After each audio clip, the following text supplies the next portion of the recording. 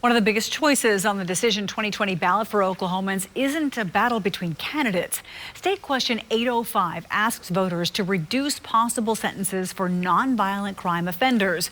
Opponents say it's a danger to Oklahomans. New at 6, our Mason Morrow joins us with what you need to know about State Question 805. Mason.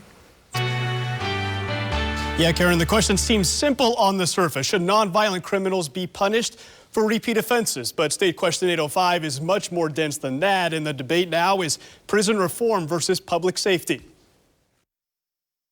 I'm a strong believer in building stronger communities and keeping families together. It's not safe for Oklahoma. In a hotly contested presidential race, a state question raised to Oklahoma voters is raising even more questions. Why would we give a benefit to somebody who continually thumbs their nose at the law? Tulsa County District Attorney Steve Kunzweiler tells 2 Works for You, State Question 805 goes against basic common sense. 805 asks voters if nonviolent crime offenders should face enhanced sentencing from a prosecutor or judge. Current state law allows prosecutors to seek a longer sentence for prior nonviolent convictions. If they continue to do that same type of conduct, you just don't do the exact same type of discipline. You have to have a little bit more of a leverage on them. Sonia Piles tells 2 Works for You she's a living testament to the Oklahoma prison system. I served more time than I should have due to the use of sentence enhancements. Piles says she was convicted of more than 5 drug possession and petty larceny charges. The mother and grandmother says she stared down 20 years in prison. I was going to face the maximum amount of time. Piles served time in a prison diversion program after her latest arrest in 2012. She credits the program for curing her drug addiction.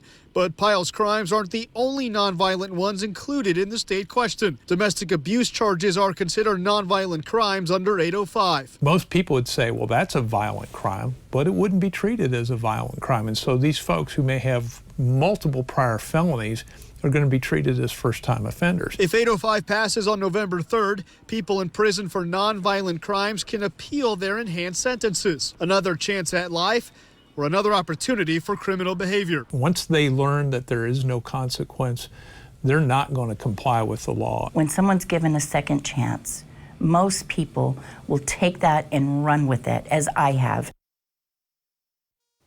Governor Stitt signed a bill into law in May to reclassify domestic abuse charges as violent crimes, but State Question 805 considers nonviolent laws as they stood on January 1st, 2020.